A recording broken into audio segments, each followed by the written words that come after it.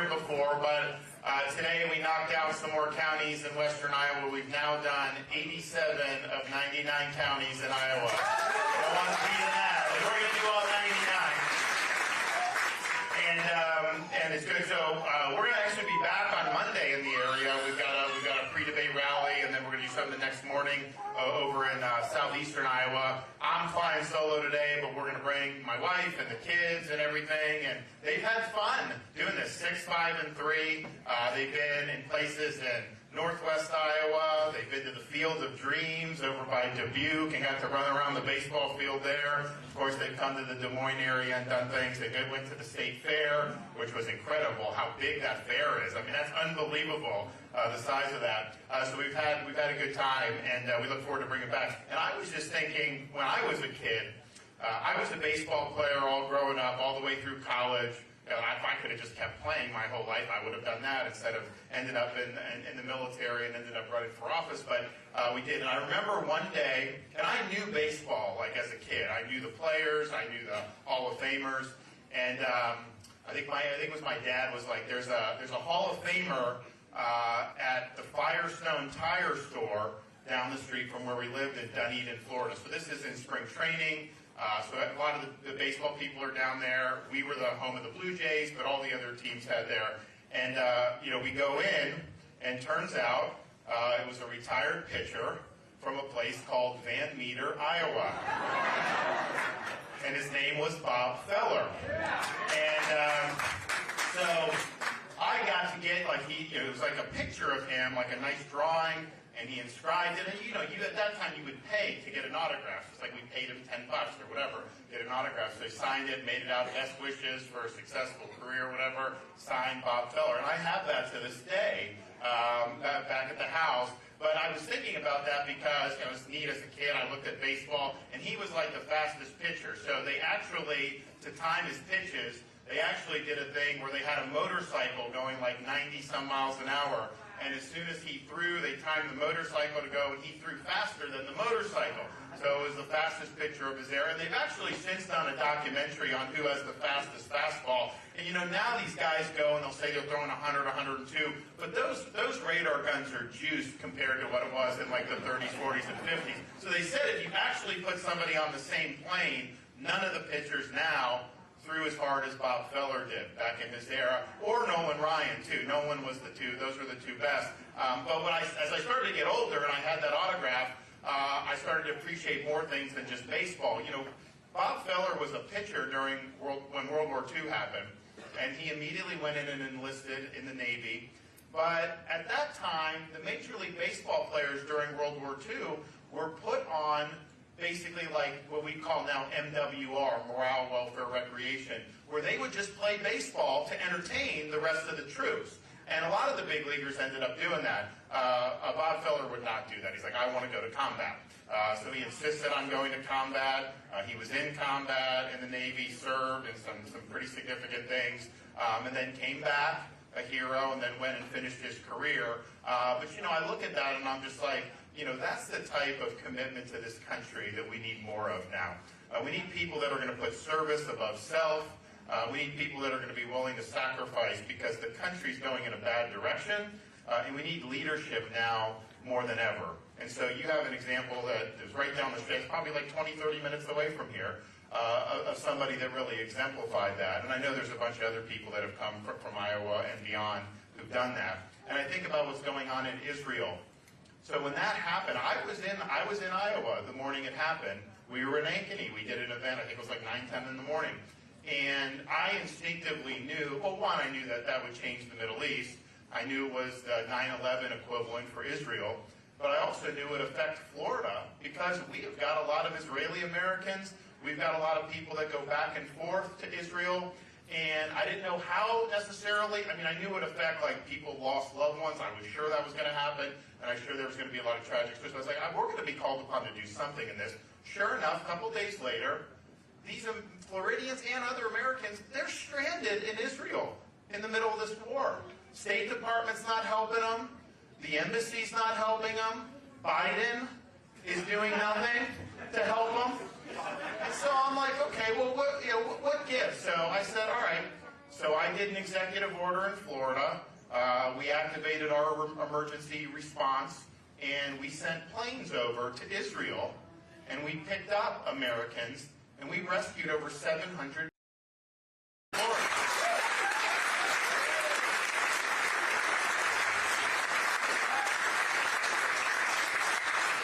We didn't get bogged down by red tape. In fact, they weren't even letting planes go into Ben Gurion Airport in Israel. We worked with the Israeli government. We did all that.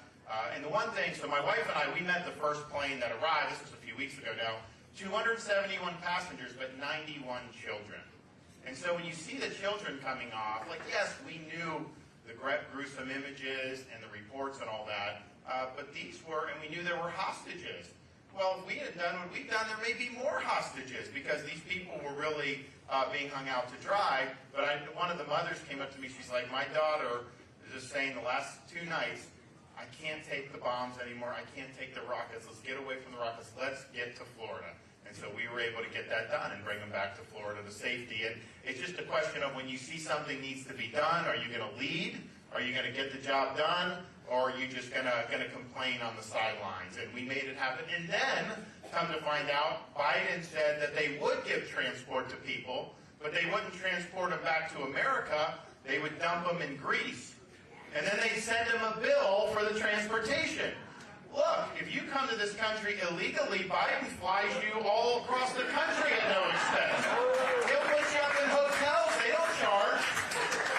And yet you're going to charge U.S. citizens who are fleeing a war-torn country? That just shows you that these people in D.C., these elites, they put the American people last in almost everything they do. They have their own agenda. If you don't conform to that agenda, then they're not going to be there to help you out. So we have this situation in Israel, and you have a chance, like what the House of Representatives do, is say, okay, we're going to provide support. They're a strong ally. We've had a great relationship with them. We want them to win the war. And so there's a decent chunk of money. I think it's like $14 billion. But they also recognize our country's going bankrupt. So we can't just keep charging this on the credit card. So yes, we will take $14 billion and we will send to Israel, but we're going to take $14 billion away from the IRS. Because why would we want...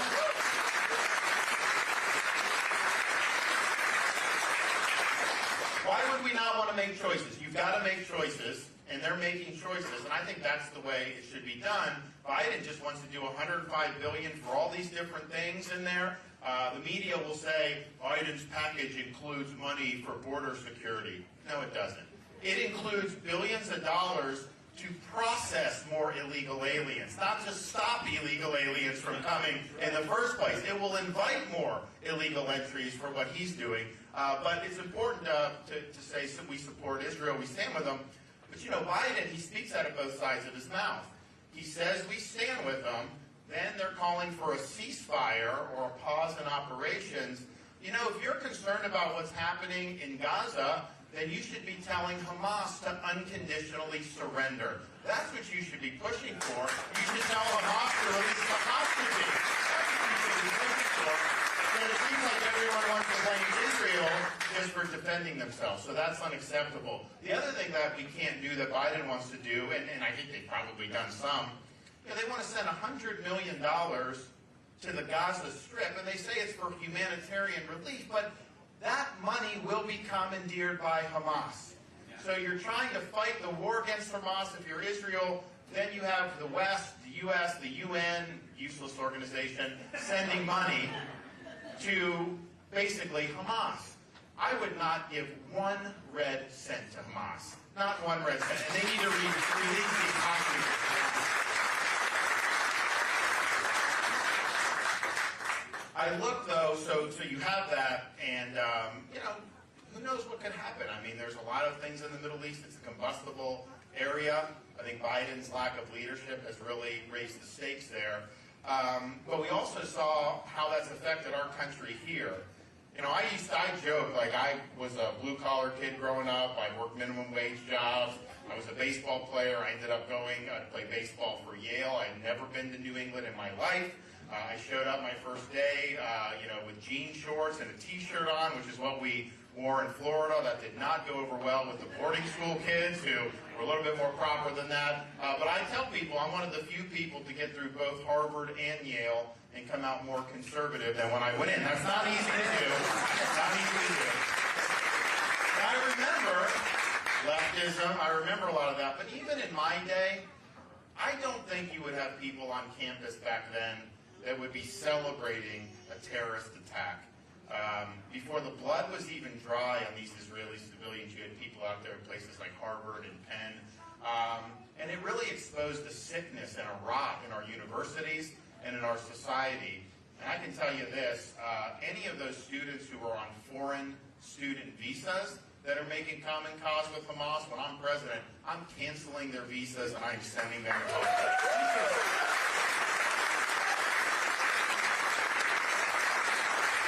We just can't be putting up with this. But what Europe is facing is massive numbers of people that they've imported who hate Jews, hate Israel, and really reject the values of the West. We've got to be careful about what we're doing in this country. And it's not just illegally. You know, there's people like these left-wingers, they want to import hundreds of thousands of people from the Gaza Strip. And I'm thinking to myself, well, wait a minute. They teach the kids to hate Jews. The textbooks don't even have Israel listed on the map. Their goal is effectively a second Holocaust where they wipe Israel off the map. That's just not Hamas. That's what's being taught in that society. You want to import those pathologies to our country here? No, thank you. We've got to be smarter than this. And we can't be politically correct. No one has a right to come to this country. If you come to this country, you have to believe in the values of this country, and you have to be willing to assimilate into this country. And if you're not, you shouldn't be allowed to come into our country.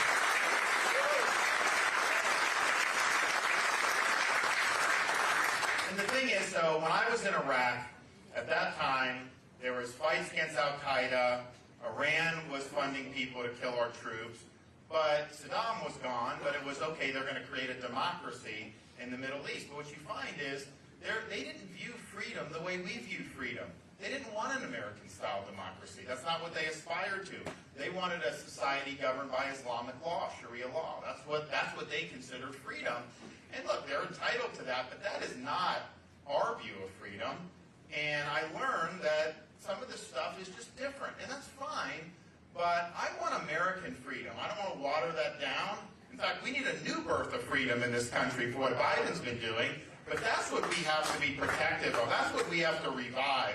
And we've got to be careful about how we're doing some of this stuff with the border, with even people coming in legally, so that we don't end up like Europe, where in Germany, they have more anti-Semitism today than at any time since Adolf Hitler. And it's mostly for people that have been imported over more recent decades. So that is not smart. And I think the other thing that people saw with the Israel attack is that they have some of the strongest border security in the world. If this could happen to them, what do you think is happening at our own border, where people have been pouring in for years by the millions? Our own government acknowledges there's people on the terror watch list that are coming in. We know, I think just in the last year, there's been 140 or 150. That's just who they admit. We know people have come from China and Iran and Russia and the Middle East. A lot of people have come.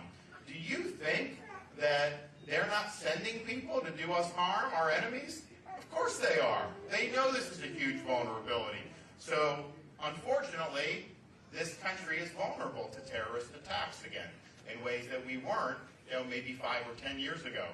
There's going to likely be a terrorist attack that we'll be able to trace back to the border at some time in the future. Look, I hope I'm wrong about that, but I don't think you can have that many people come in and not have something really, really bad happen. So we've got to do something about it. And I'm sick of Republicans talking about the border. I'm sick of it being a campaign issue, because I've been hearing about it for years and years.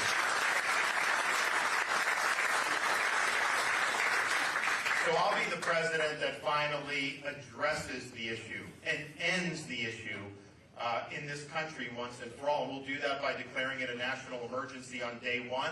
We're going to mobilize resources, including the military, to be on the border to stop the invasion cold. When people come illegally, we're sending them back to their home country. That's what you have to do if you want this to work.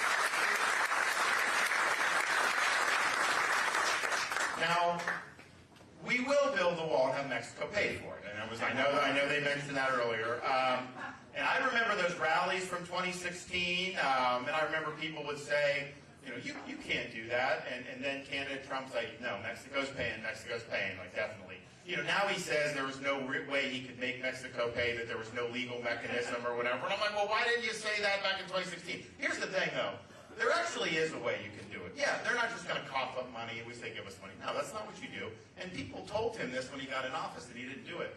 The way you get Mexico and other countries to pay, you impose fees on the remittances that foreign workers on their income that they send back to Mexico and Central America, South America, and other parts of the world. That's $100 billion probably total. Even a small fee raises you billions of dollars. We will take that money and we will build that wall once and for all. So I will keep that promise. I will get that done.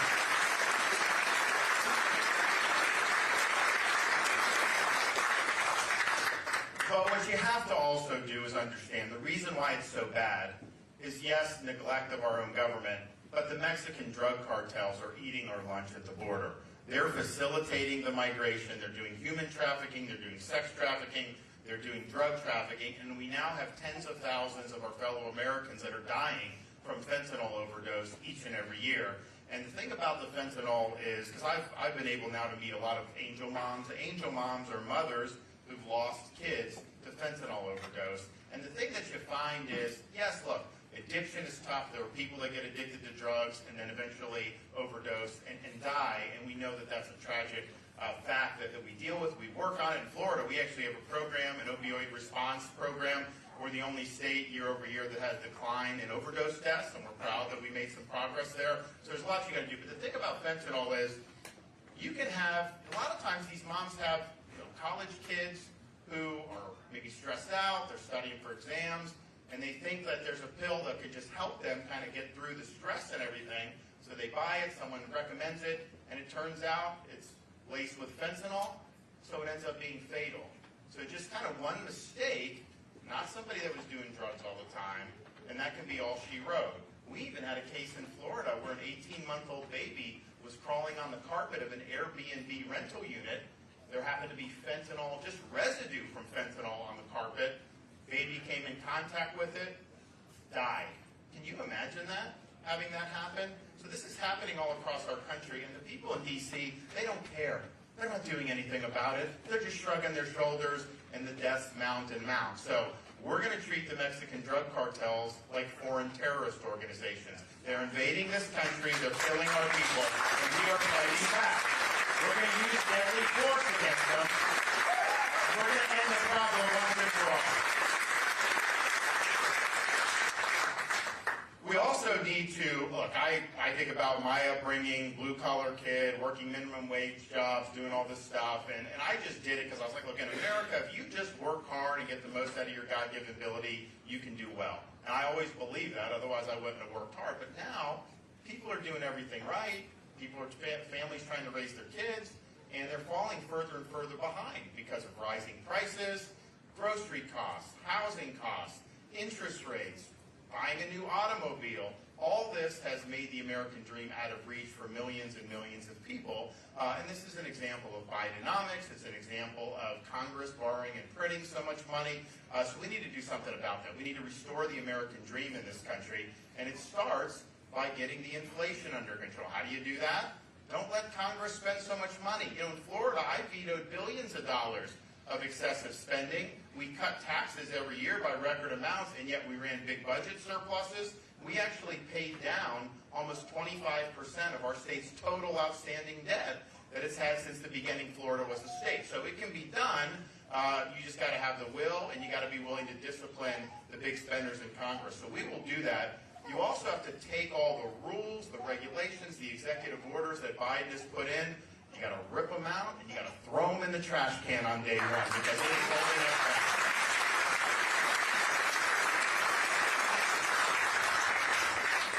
The other thing we need to do is open up for production all of our domestic energy resources. We need to lower your gas prices.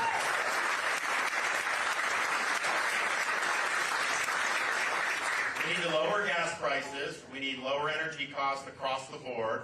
We need jobs and industrial base and all that stuff. But I'll tell you, not only is it good to reduce inflation, not only does it give people relief, it's good for our national security. We can be the dominant energy producer in the world by far if we just use what we have. That's good for the United States. It's bad for China, Russia, and Iran. Biden wants a Green New Deal, which makes you pay more, us produce less, and that empowers China, Russia, and Iran. Why would we want to do that, especially given how dangerous the world is right now? So we will be energy independent, we will be energy dominant, and we will take the Green New Deal and we will end it on day one. Don't worry about that.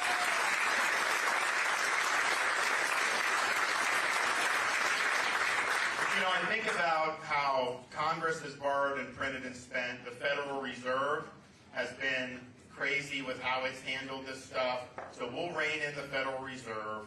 Their job should just simply be to have a stable currency. They should not be an economic central planner. They should not be able to micromanage the economy. And basically, since 2008, they've been using some type of extraordinary measure. Look, that just ultimately isn't going to work. I mean, central planning is doomed to fail. And so the more that they do, the more liable they are to cause a big crash. So we need to stabilize this situation, and we will. But I also understand we can agree on budget, all this stuff, but then 5 years later, Congress will come in and undo it. So we need to have some structural constitutional reform on Congress. We need term limits for members of Congress. That's good.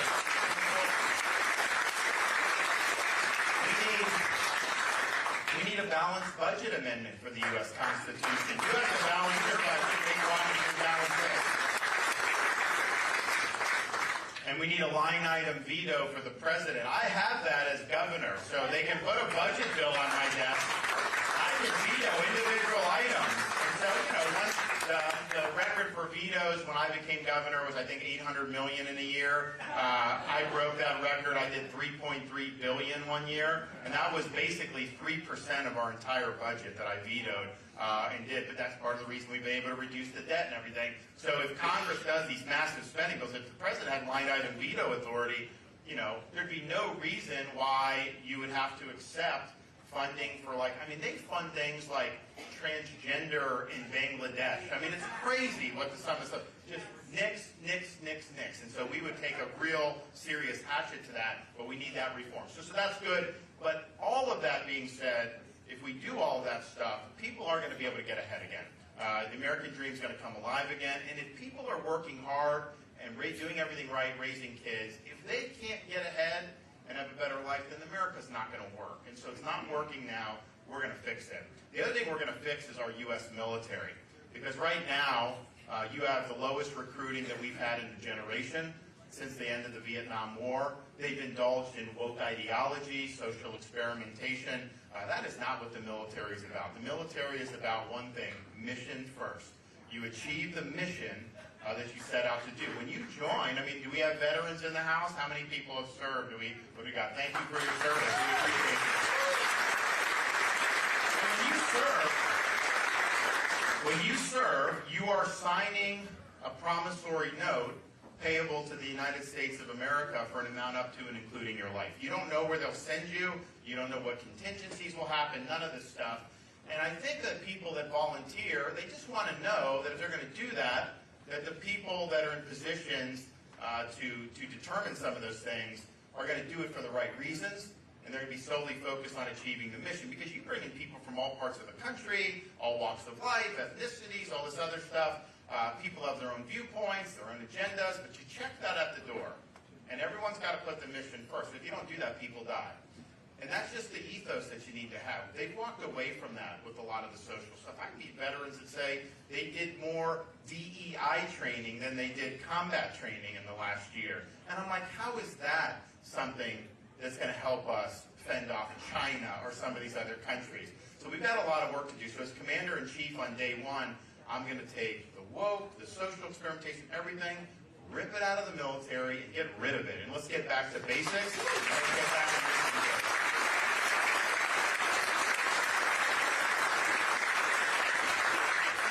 And part of the reason we need to do that is because our country, there's a lot of problems in the world we see, but we have one, I think, threat that is above all else, and that's the threat posed by the Communist Party of China. If you look at China's ambitions, their ambitions are to dominate this world.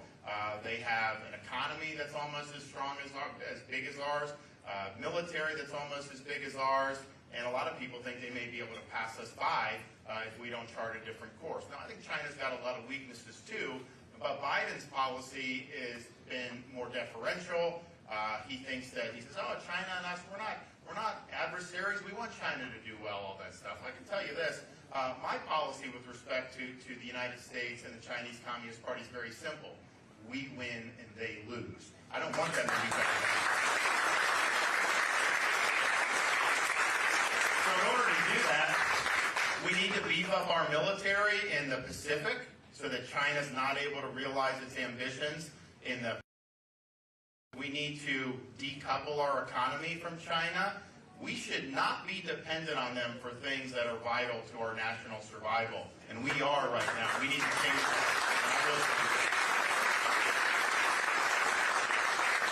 And then we need to look at their influence here in the United States, and we need to blunt that. So in Florida, for example, I banned China from buying land in our state. No farmland, no land, no military base, nothing. The ACLU is suing me over that. But it's the right thing to do for Florida, and we should do that across the country. They should not be able to buy farmland in Iowa. They should not be able to buy land near military bases in South Carolina or in these other places. That's not what's going to work. So we need to get smart here. We've also taken action to curb and eliminate their influence at our universities in Florida, and they are involved in universities throughout this country, and we need to do something about that. They have gotten involved in a lot of different crevices in our society, and our elites have just let it happen over many decades, and that is wrong. So we're going to do that, and we will fend off the threat by Communist China. We'll deter a conflict with them through strength, and we will ensure that this century remains an American century, and that's what we've got to do.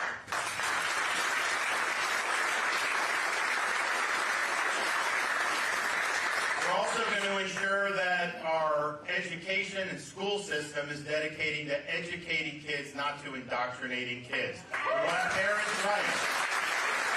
We don't want critical race theory. We don't want gender ideology shoved down their throat. And I can tell you, just as the father of a 6'5" and a 3-year-old, my wife and I are very sensitive to what parents are going through in this day and age, and we just believe that parents should be able to send their kids to school, have them watch cartoons, just be kids without having an agenda shoved down their throats. Leave the kids alone.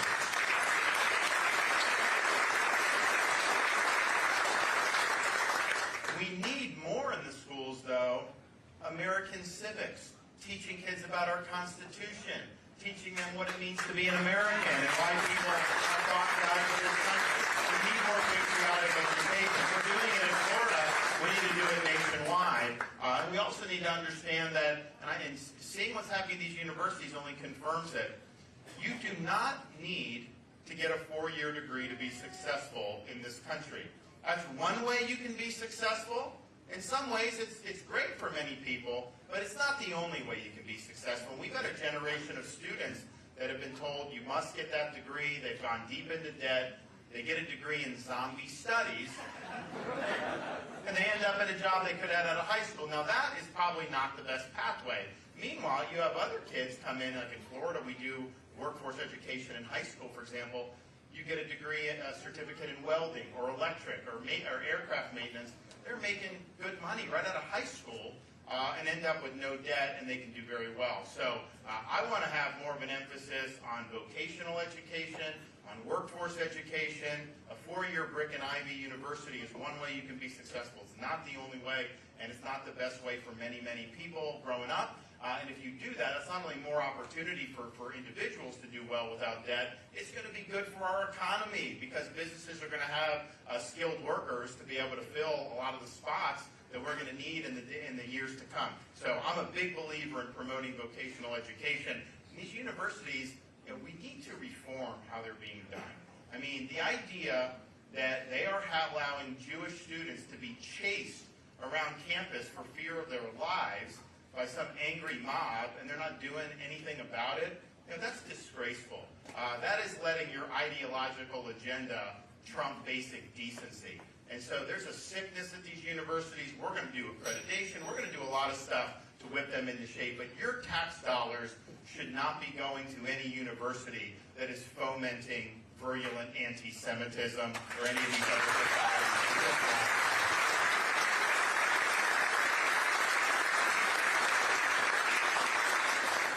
The other thing we need to do to clean up this country is we have pockets of this country where crime is out of control. You have prosecutors that don't prosecute cases. You have weak on crime policies like no cash bail, where people just get put back on the street. The inmates end up running the asylum. People flee these areas, and I know because a lot of them flee to Florida. We're strong on crime in Florida. Our crime rate's at a 50-year low. I had 2 prosecutors that were these activist prosecutors funded by people like George Soros in Florida, one in Tampa, one in Orlando. They had their own agenda. They weren't enforcing the law. So I removed both of them from their posts. They are gone. And we saved lives as a result of that. No question we saved lives. So you have that. And I just think whether you live in a red state or a blue city, we need to make sure criminals are held accountable for their crimes. You have a right to live and raise your family in peace and security. So from coast to coast, we're going to make sure the rule of law prevails again in this country, and I'm going to mobilize the resources of the federal government to ensure that the rule of law prevails once and for all, because it's been neglected. And I'm not a guy that would live in like a big city. It's just not my cup of tea, right? I mean, I prefer more of the speed here in like Iowa and some of these other places. And you know, where I grew up in Florida, I mean, where we live now, we live in Tallahassee. It's a smaller city, smaller town, but you want your country will do much better if the cities can do well. We're not going to do as well if every city is just hollowed out because of crime and woke ideology and all this other stuff. So we're going to take action and we're going to do some good things there. We're also going to ensure that the Constitution of this country gets restored as the centerpiece of our national life. This government is way too big. The bureaucracy has a mind of its own. It's imposing its will on us. It's been weaponized against many of us, and it's not being held constitutionally accountable the way the Founding Fathers envisioned. They did not envision a 4th branch of government. They envisioned 3 branches of government. So we're going to reconstitutionalize the federal government. We're going to bring a reckoning to all the agencies that were involved in the federal government's disastrous COVID-19 lockdown policies, like the CDC, the NIH, the FDA, FAUC, all these people we're going to hold accountable. We're going to end the weaponization of agencies like the IRS and the FBI and the Department of Justice. If you're going after parents at a school board meeting, I'm firing you. If you're going after lawful speech, colluding with big tech, I'm firing you. We're going to bring an era of accountability. And the reason why power gets abused is because it's not held accountable. The Founding Fathers understood that. Anytime you have power accumulate, human nature being what it is, they will abuse it unless there's checks and balances. And this bureaucracy has done what it's wanted to for decades. We haven't had a president or a Congress willing to discipline it. That changes on January 20th, 2025. We're going to return this government to its rightful owners, which is we, the American people.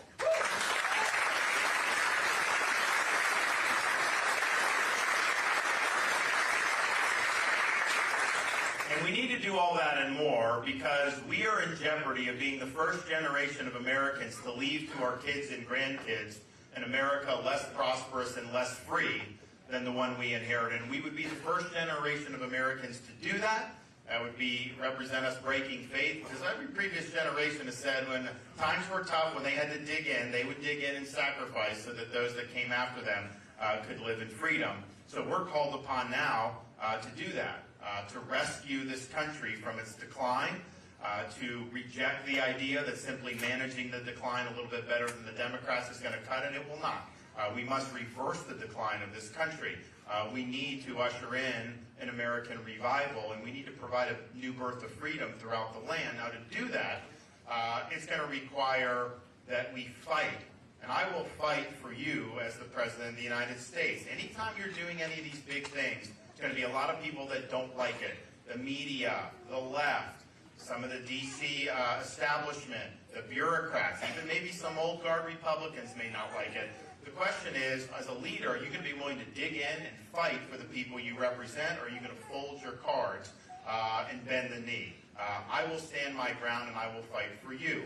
Now, that's important, and you got to have the fortitude, you got to have that spirit to be getting into those and taking on the big issues, but you also have to be able to win fights. You got to be able to win the election, which we haven't been able to do in recent years outside states like Iowa and Florida. And then you need to be able to deliver on all these policies. Don't just talk about them. Don't just have cute slogans about them, but actually win the battles so that the country gets fixed. And I have a record in Florida, not only winning big elections, but everything I promised I would do, I did. And I delivered on 100%. And that will be my goal, of course, as president. And we also need somebody who's going to be willing to lead. Lead with a vision that can unite this country. Look, I know the far left, we're going to have to beat them.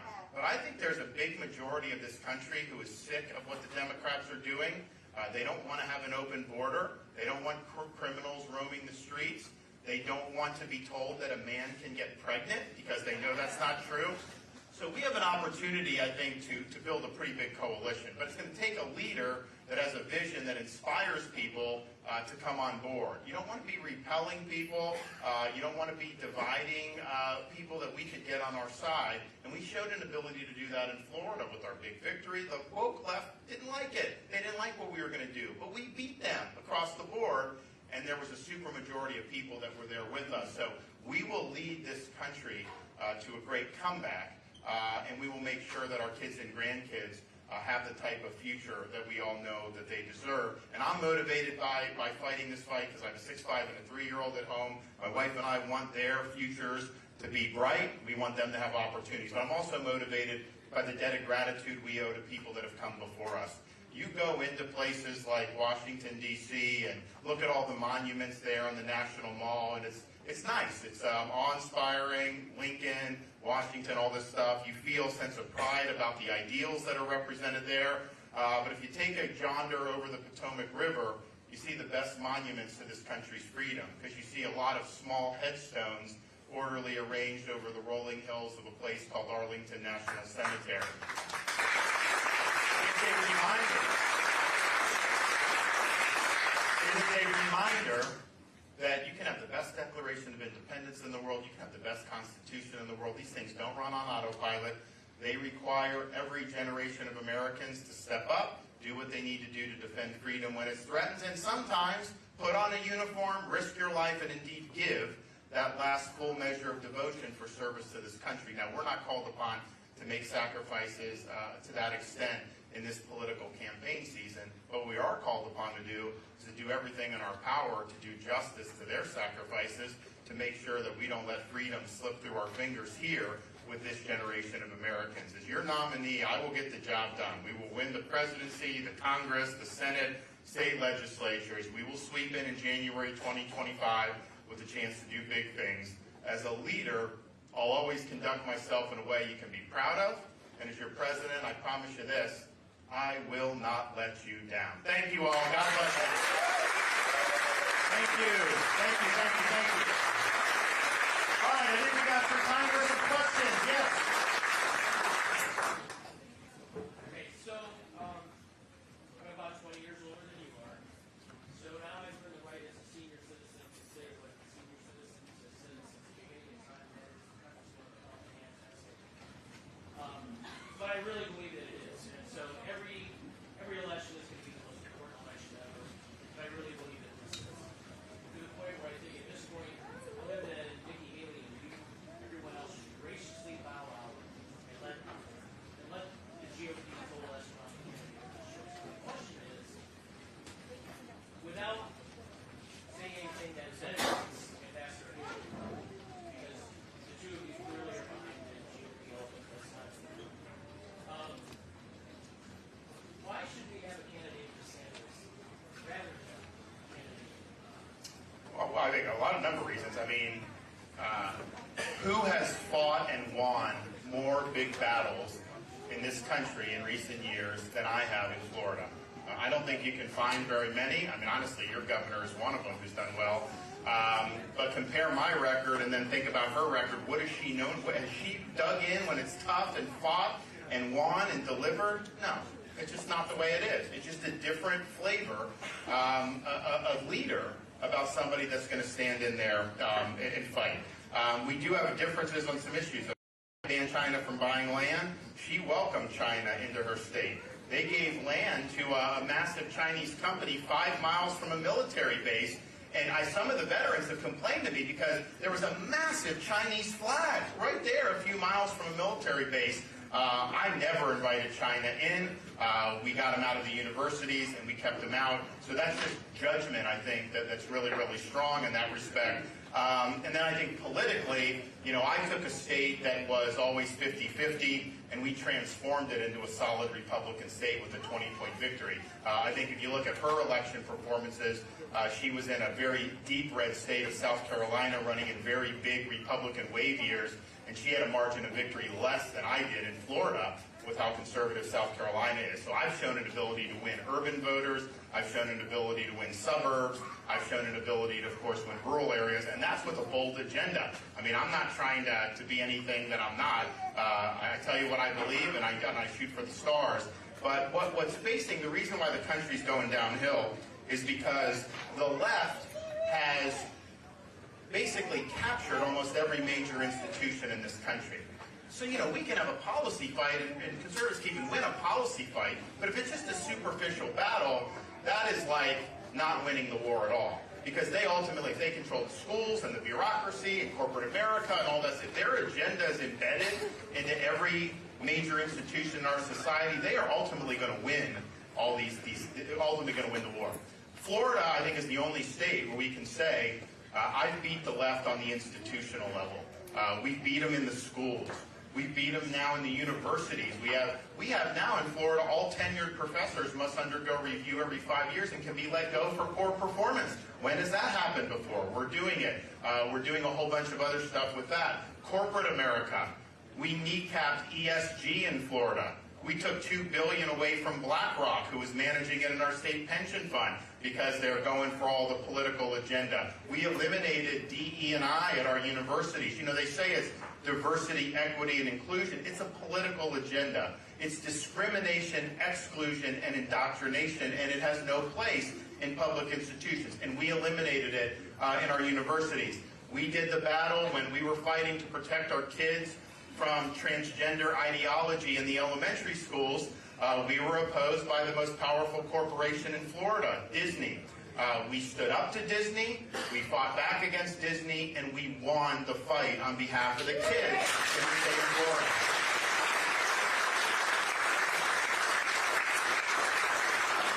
Nikki Haley sided with Disney over Florida and over our kids. I'm sorry, that is disqualifying. If you're going to bend the knee to every big corporation and not stand up and fight, then you're not going to get the job done. And we just have to understand. I know as Republicans, we used to think like, well, yeah, just political agenda.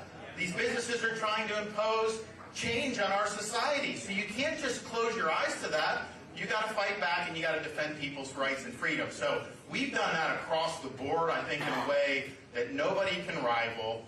And you got to have all those qualities to be able to do this for this country. Because if we don't do that type of reform, then we're basically just biding our time. So I will actually reverse this decline. And it's more than just saying the right things. It's more than just giving a press conference. It's really digging in and making sure that the left isn't able to just dominate every institution in American life.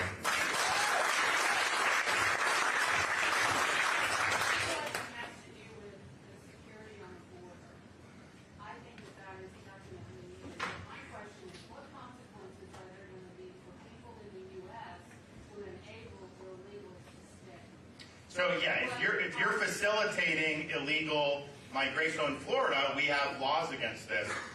If you're smuggling people in, you can be held accountable. We always had that, but we beefed it up, and we got a lot of play. The media, it was negative play in the media, but it honestly worked because people saw that we were serious about this. So yes, we will do that. We also have a grand jury that's been impaneled that has issued some reports that is looking at the role some of these nonprofits are playing. because they're actually engineering people in foreign countries to come here illegally, and that's wrong. And I don't care, like, you know, you're a charity and all that stuff, and I'm not saying none of these people have ever done good work, but if somebody's in a foreign country and you are colluding with them to bring them across the border illegally, you should be held accountable for that. That is not right, and that is what we will do, absolutely. Yes? And an issue that was always important to me, but never seemed to get addressed because they were busy arguing about January 6th and all these other issues, is that why do Americans pay more for the medications than Mexicans and Canadians? And what are you going to do about that? So questions about the cost of drugs, compare the same drug in the U.S. to Canada. It's interesting. I actually tried to do something about it, and Biden has blocked us. There's a provision of federal law that allows states to petition to buy drugs from Canada. So we did it. We did it kind of during the Trump administration. After the 2020 election, they were obviously bogged down. So it didn't get done there. So Biden came in, and we tried to work it through there. Now we're now suing the FDA over the approval, all this stuff. But the idea is, I mean, you can get the same drug there for 80% cheaper than what it is here. And the reason is because the patent protections apply to what they sell here.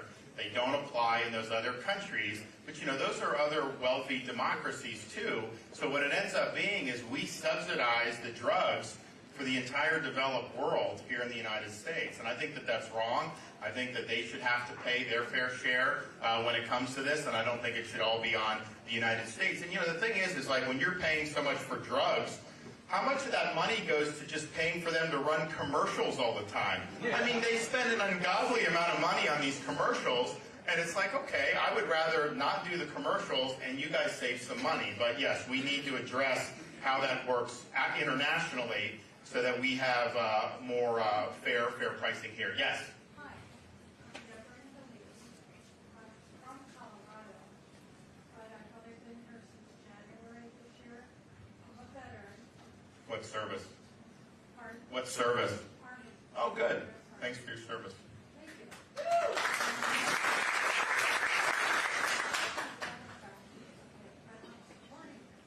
You got to change the Republican, the caucus, though. You know that, right?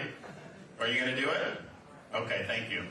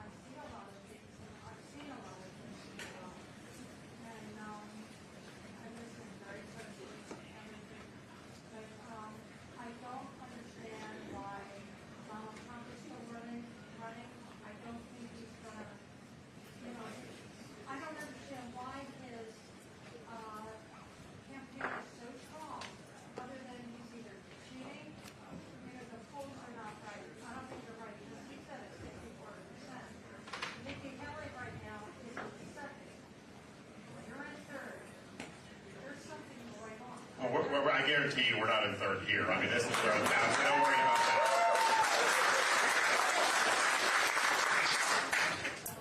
I don't understand these people that are supporting him.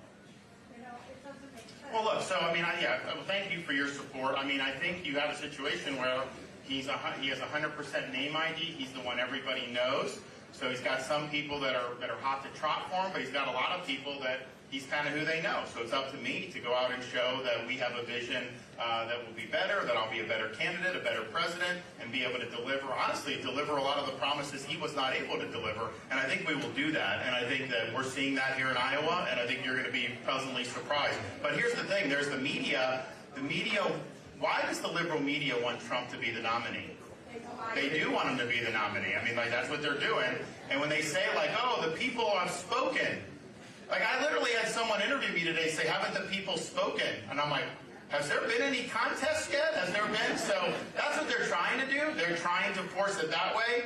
So you should ask yourself, is the media doing what's in your best interest? Do they want to have a good conservative president? Of course not. Of course not. So they have their agenda, so don't fall for that. Dig in, fight, and let's win this thing. And we will do that, 100%. A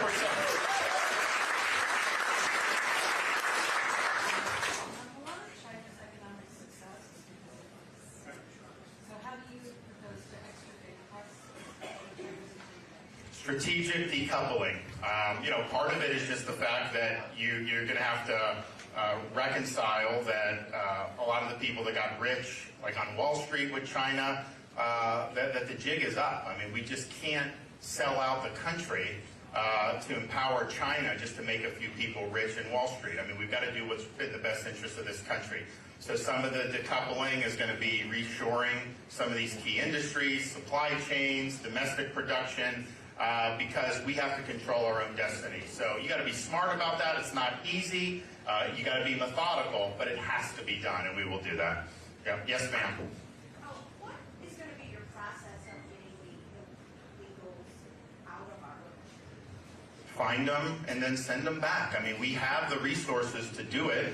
We have a lot of information. It's really a matter of will. And I'm not saying, I mean, obviously there's a lot of people under Biden that have come. It's not like you can do that in 24 hours. But they have not had the will to do it. And so that incentivizes more people to come in illegally. If you have a sanction, then you're not going to have as many people. And you need a wall that. But even if you didn't have that, it would make a huge, huge difference. Yep. So, since abortion's already been brought up now, in the wake of Roe, a lot of people have settled for these kind of bills that are at a certain number of weeks, and now the discussion has shifted to a national ban on abortion, right? Which then leaves it in the power and diversity of whichever Congress is in office. How do you feel about life and conception, such as maybe Rand Paul has presented? Is that something that you would sign if you presented to be president? So I'm not familiar with that particular piece of legislation, but I'm proud to stand for a culture of life. I think it's the right thing to do. I think we have done that successfully in Florida. I think we've provided protections that have been meaningful, similar to what's has been done in Iowa. I also think there's policy fights right now in Washington that I could solve very quickly. For example, the military has adopted abortion tourism as a policy. That is against the law. You're not allowed to spend money on that, and yet they're doing that. Meanwhile, we have an industrial-based defense is depleted. We've got all these other recruiting problems, and they're indulging in abortion tourism. So we would take that, and we would end that on day one. We would end all the nonsense that they're doing with issues like that. And we also will just point out that if you look at what the Democratic Party has done in response to Dobbs, they've basically taken the position that there should be no protections at any point. They will not articulate when there's protections all the way until the moment of birth, and the media will run interference and, oh, that's not what they want. But, okay, well, what do you want? And they won't say anything like that. And that is just, that puts us in like China and North Korea territory. Bad, and we can't let that happen in this country, and we won't. Yes? What are your thoughts on Personal surveys in schools. I don't know that we necessarily do that in Florida. How does it work for here? Personally, I have not done any from the out, but I've heard more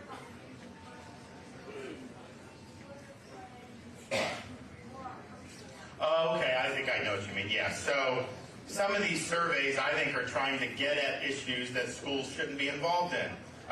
And yeah, there's a role. These schools are important. There's a important role, but they don't supersede the right of a parent. They're not able to overrule the parent's desires about how the kid should be raised. And I think some of this stuff, and this is why we've had battles on parents' rights, because there's a movement to do things that are not appropriate for school kids. And, a parent should be able to blow the whistle on that. They literally will have pornographic materials now in 5th grade classrooms, different parts of this country. That is wrong. Adult material should not be with school kids. So keep it out. So yes, I think I think the way that's being used is being used to push an agenda. So yes.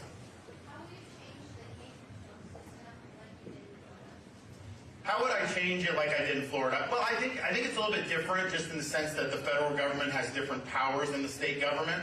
So, for example, I think things like the Department of Education at the federal level have been a failure. I don't think that you should have to follow the dictates in Iowa for what DC bureaucrats in the education department are saying. It's a state or local issue. So we will liberate the states from the Department of Education and those restrictions.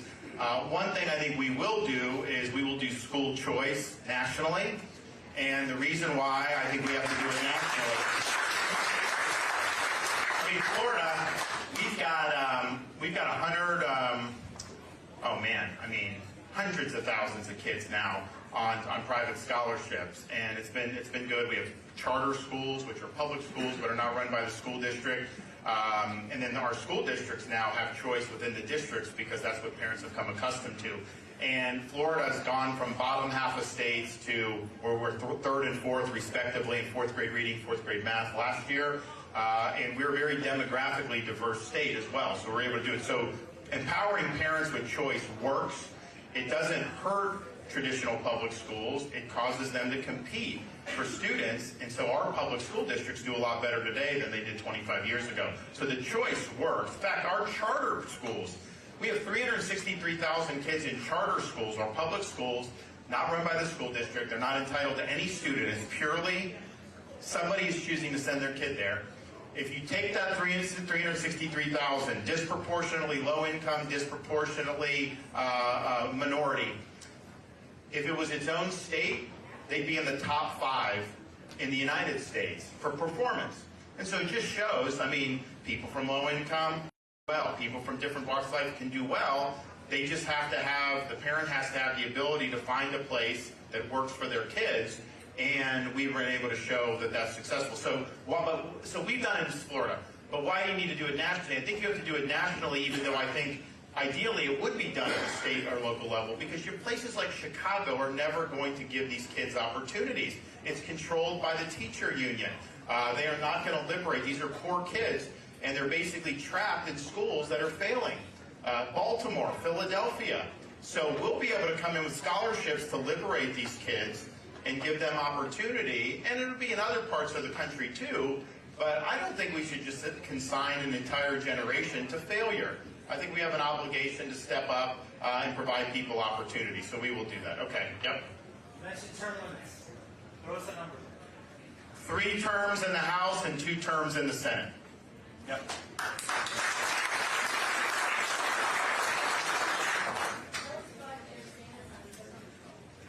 My stance on guns is I'm going to defend your Second Amendment rights. I think it's really important.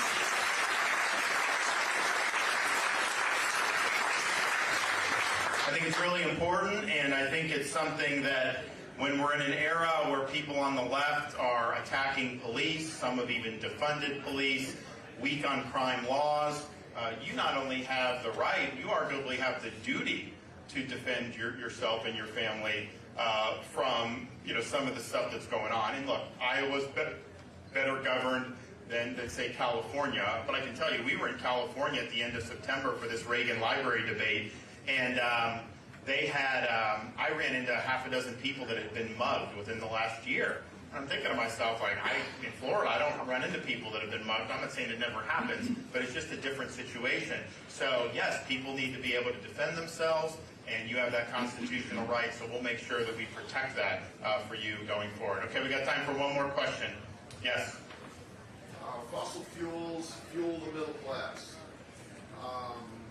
So what is your vision for fossil fuels for the next 8 or 9 years? And is it true, a rumor, that your plan is $2 gas in 2025? That's the rumor. That's our goal, to get $2 in 2025. I mean, look, I think that we have so much resources between the Permian Basin, the Marcellus Shale, Alaska, Bakken, all this different stuff, that we would not only be able to power this country indefinitely, we'd be able to power Europe, we'd be able to power places around the world. And here's the thing, Biden says, global warming is more dangerous than nuclear war or whatever, which is just ridiculous. But if that's your concern on the carbon emissions, natural gas does more to practically reduce it than anywhere else, because these developing countries are going to use coal. And so if we export natural gas, that's much, much cleaner to be able to do. China, they do 2 new coal plants every week. Biden says do electric vehicles. China does a lot of electric vehicles. It is not cleaner to do an electric vehicle, especially when you're plugging it into electricity generated by coal. It is not cheaper. So we've got to reverse Biden's mandates on things like electric vehicles. We got to save the American automobile, and we will do that.